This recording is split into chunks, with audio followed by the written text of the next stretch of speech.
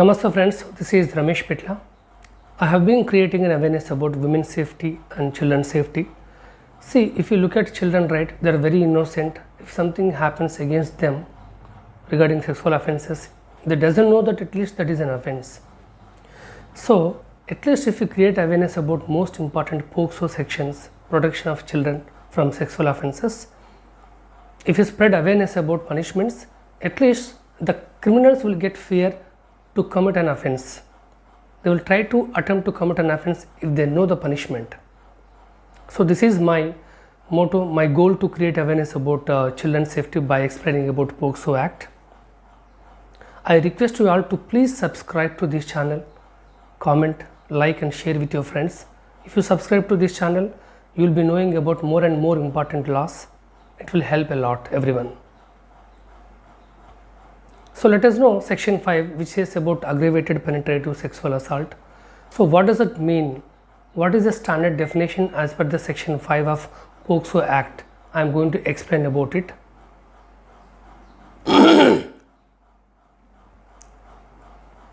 Sexual assault means A. Whoever being a police officer commits penetrative sexual assault on a child with the limits of the police station or premises at which he is appointed. 2. In the premises of any station house, whether or not situated in the police station to which he is appointed. Under A, these are first 2 points. Next, third point is in the course of his duties or otherwise. Or fourth point, where he is known as or identified as a police officer. Those are all the 4 subpoints under A. Point B, whoever being a member of the armed forces or security forces commits penetrative sexual assault on a child.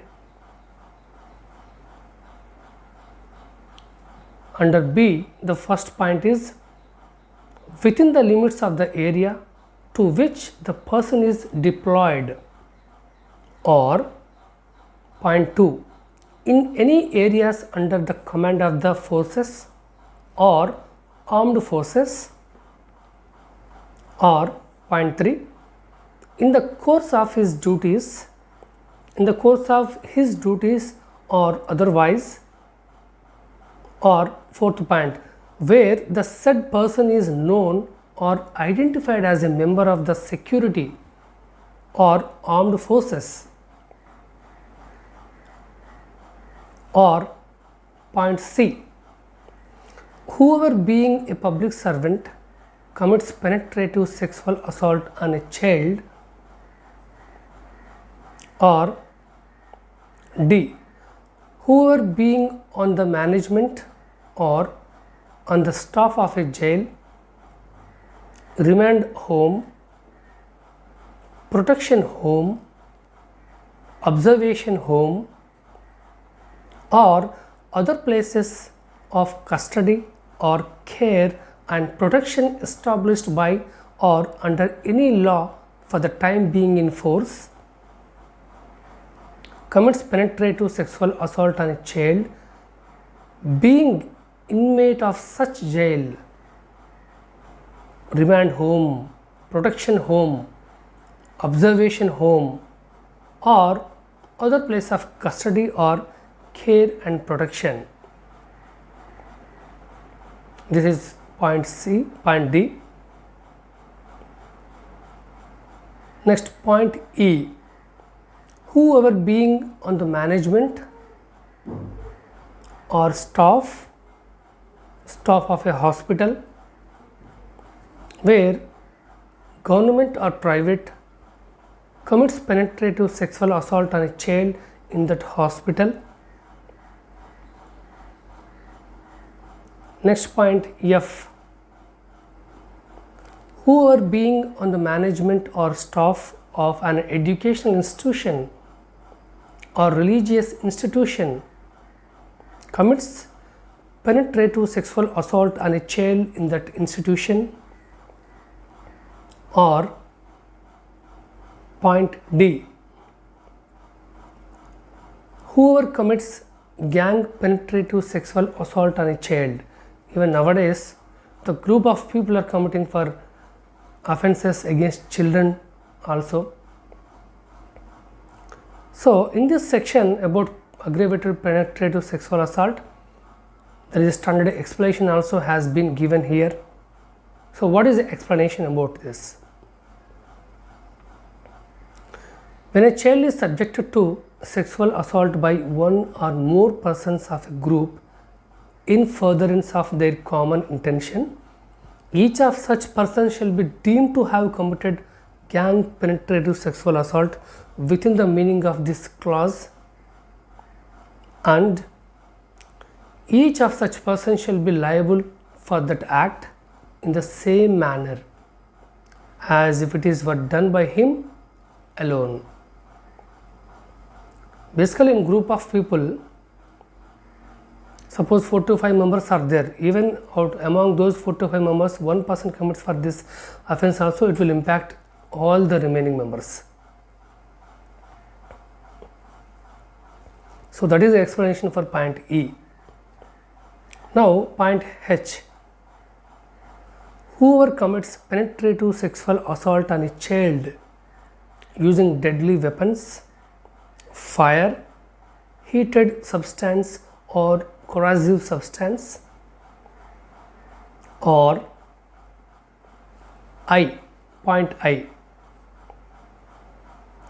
whoever commits penetrative sexual assault causing grievous hurt or causing bodily harm and injury or injury to the sexual organs of the child.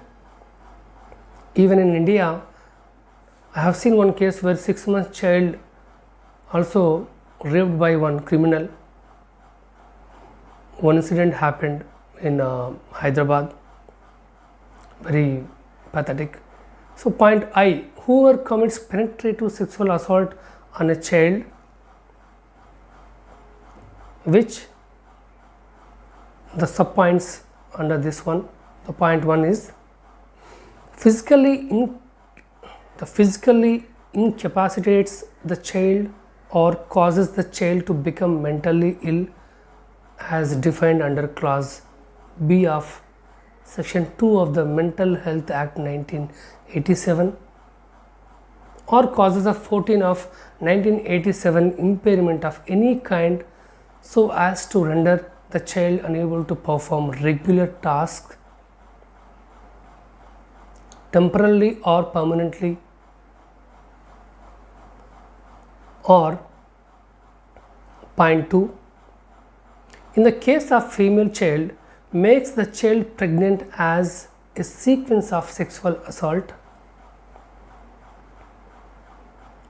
Point 3, inflicts the child with human immunodeficiency virus or any other life-threatening disease or infection which may either temporarily or permanently impair the child by rendering him physically incapacitated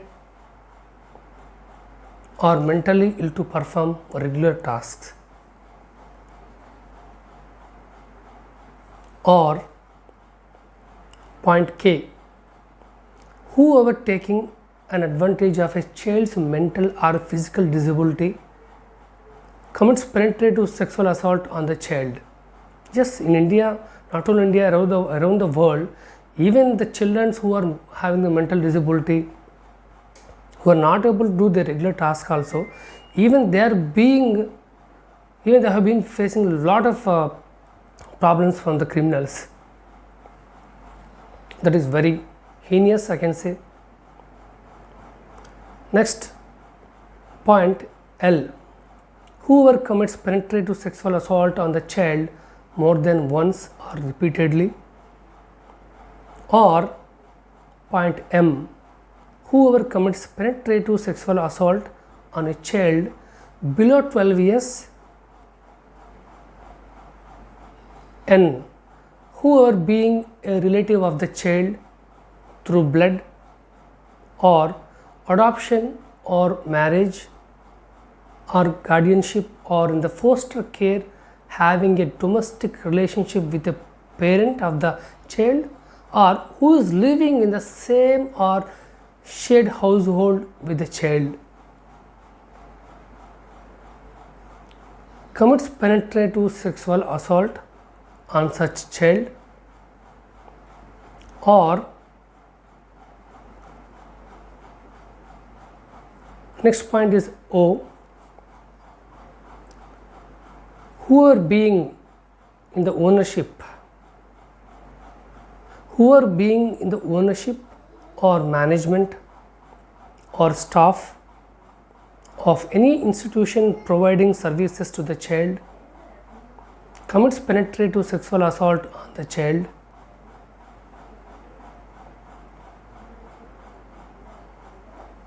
Point P, whoever being in a position of a trust or authority of a child commits penetrative sexual assault on the child in an institution or home of the child or anywhere else.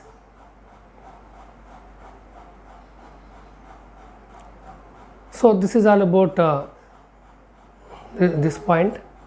The next point is Q,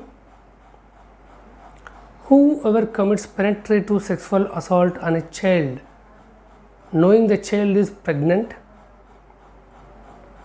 Some people sometimes they will try to show some mercy on the victims, but knowing the fact that the child is already gone through so many difficulties and face so many sexual offences, some people will come forward to assist, but on the name of assist, the name of mercy, the name of help, the name of support, they will commit for sexual assault again.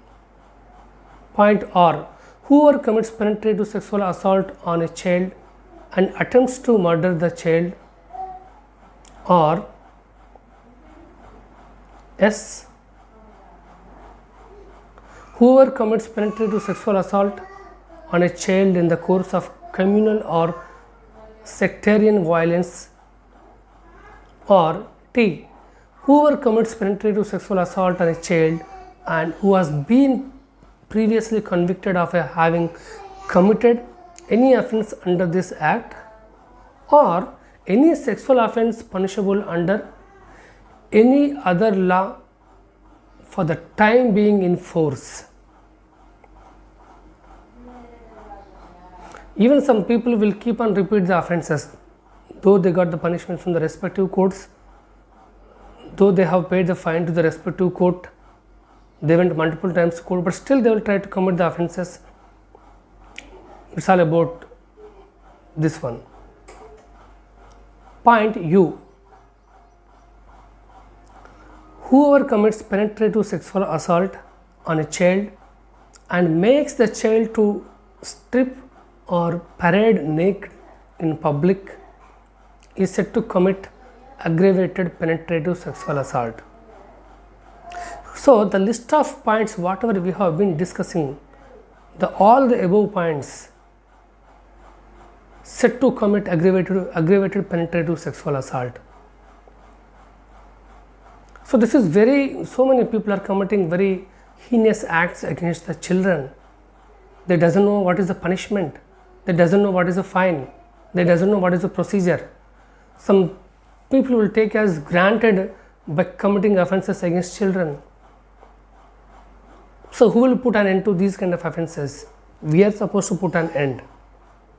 When public is aware about the law, when public is aware about the punishment, when public is aware about all the important sections about women's safety or children's safety, definitely awareness prevent the happening of crimes. I request you all to subscribe to this channel. Please share with everyone, and what kind of videos you are expecting you can comment in this video. I am Ramesh Pitla. If you want to conduct any free awareness sessions in the school, colleges, anywhere in India, you can do WhatsApp me 9573395095. Thank you so much for watching this video. Have a great day. Thank you.